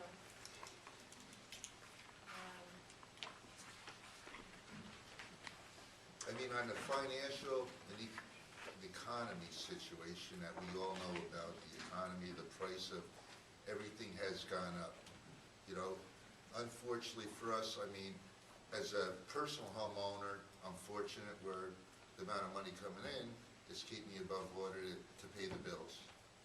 In the town, it isn't that way. We've discussed it, and I'm not going to repeat it, about the infrastructure problems that we have. Our previous discussion about taking responsibility of abandoned homes and stuff like that. We're all the way stretched. Our money's all the way stretched. And without a source of money coming in or people coming in to take these homes, helping our tax base, it leaves no other solution except to raise taxes to make these corrections.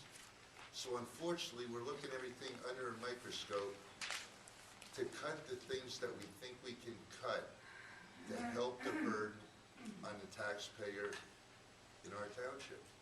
And that's kind of the bottom line. You talk about sustainability.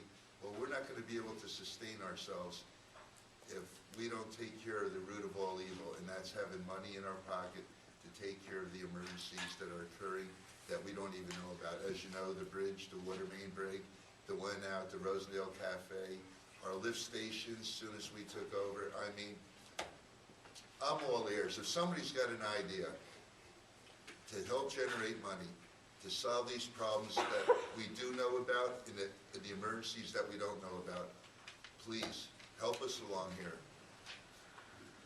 Let me get back to Another question. Paul, you mentioned and Dave, you both mentioned the BTUs needed.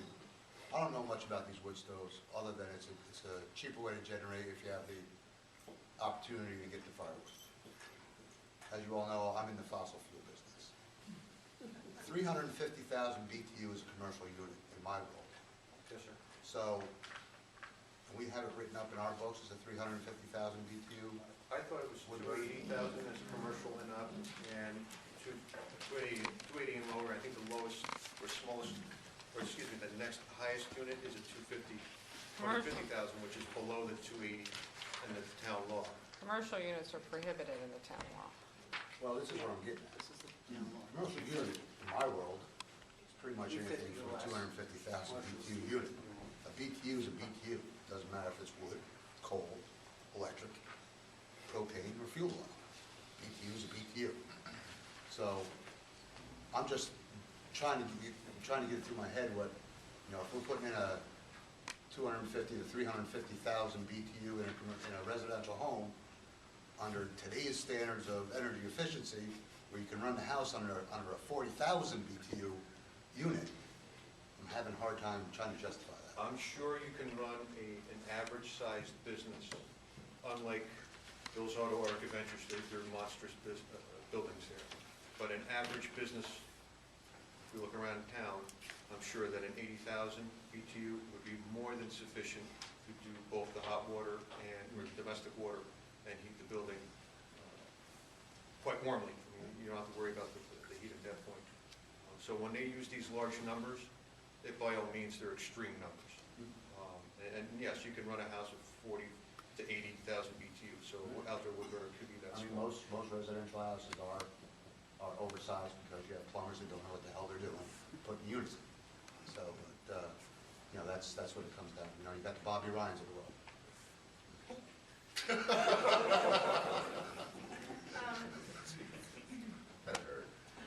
The one thing that is a little bit, I see as some difference is the town setback law is 150 and Correct. the state is 100.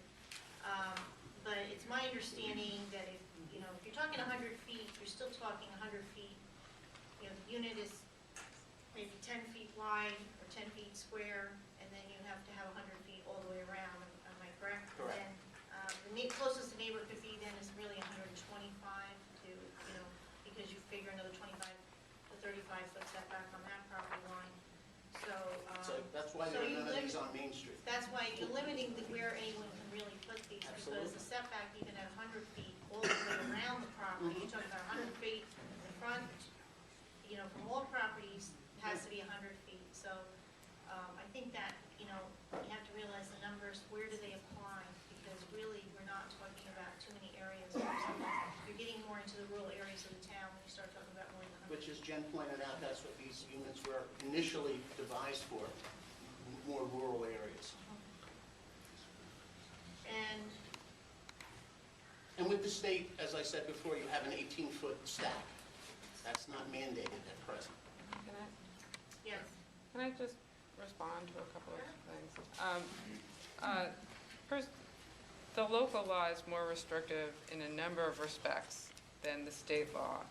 The local law says that the stack height has to be 2 feet above any structure within 150 feet of the unit, which is more protective than the state law, because with Rosendale's topography, you can have your neighbor's smokestack height at 18 feet at the level of their neighbor's yard, which is the case on my roof. So it is more restrictive in terms of smokestack height. It's more restrictive by prohibiting commercial size units, which are more polluting. And there are properties on 32 in the commercial district where you could meet that setback requirement and have a commercial unit.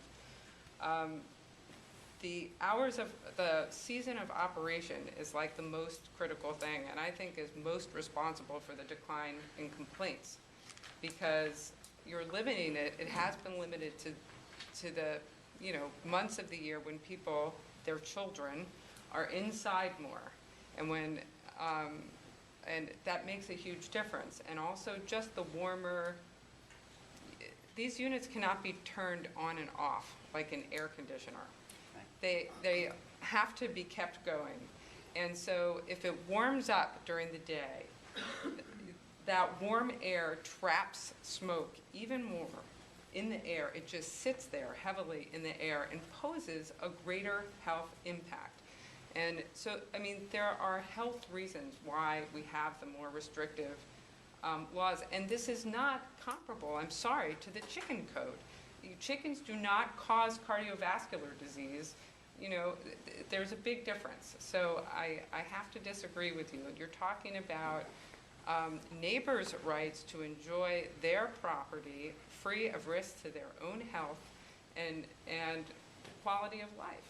So I don't think it is accurate to say that the state law is comparable to the local law. It's not. It's very clearly not in many ways. For new units, yes. You pointed out the emission standards are stronger for new residential units, but that's it. And our law could be amended to be brought into conformity with those standards. In the time we've had the OWBs in town, we've received 0 complaints. No, at the time you've had the law enacted, you've received 0 complaints. Okay. I don't think so, because a couple of years ago, I know up on Grove Street, those people back there were out of control with their complaints, and there's been nothing. And this winter, it's been such a cold winter and so consistent without any 70, 80-degree days in January.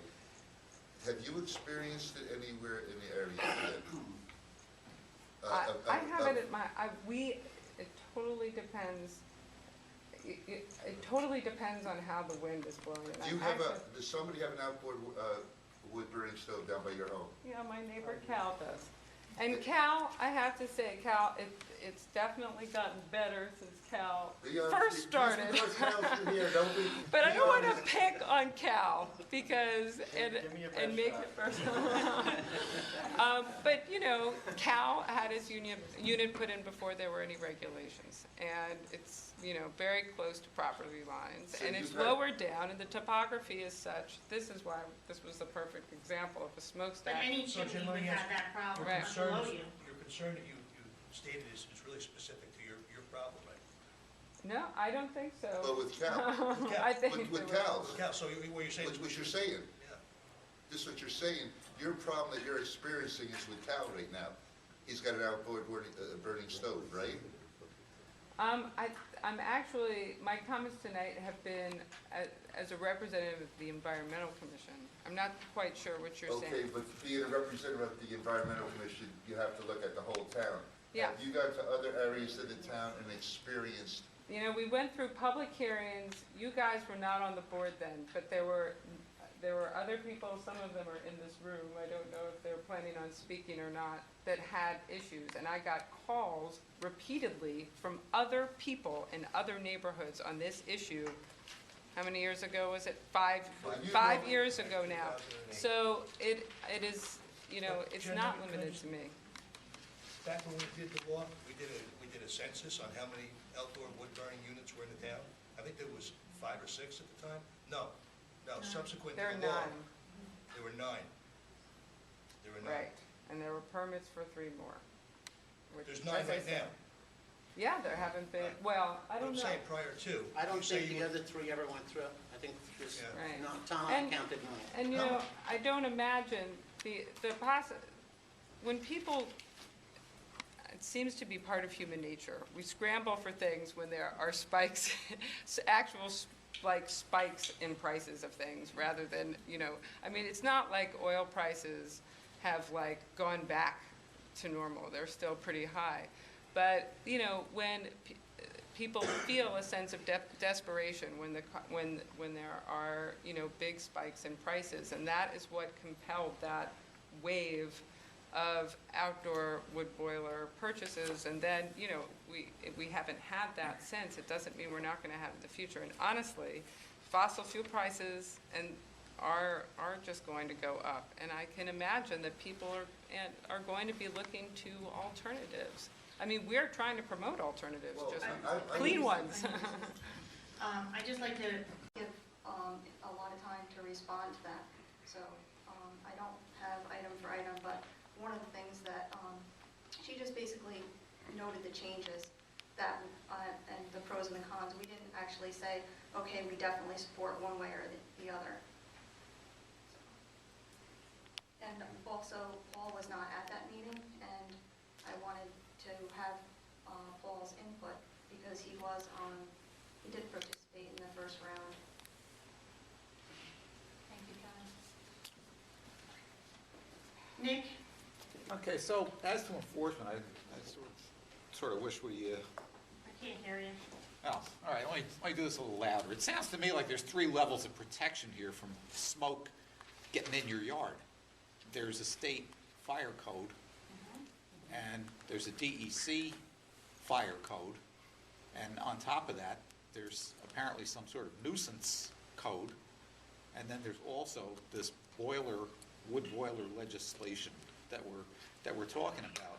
Now, if I have it correct, the state fire code, there's a clause in there somewhere that says basically no smoke shall cross a property line and be offensive to the adjacent neighbor. That, if I understand it correctly, is enforced by the code enforcement officer. The DEC has a similar clause, and if I have it correct, I believe that can be enforced by any law enforcement officer, not necessarily a DEC officer, but any law enforcement officer. And then we have this wood burner legislation, which I guess would fall under the town's code enforcement officer, and a nuisance code, which I believe can be enforced by any level of enforcement, not necessarily a code enforcement officer. So it seems to me there's a surplus of avenues of redress when smoke is getting in your eyes. Now, have I summarized that correctly? Yes. And I think that's what Paul was pointing out earlier, that, he, as an officer, could also take a complaint, DEC could take a complaint, or code enforcement officers could take a complaint.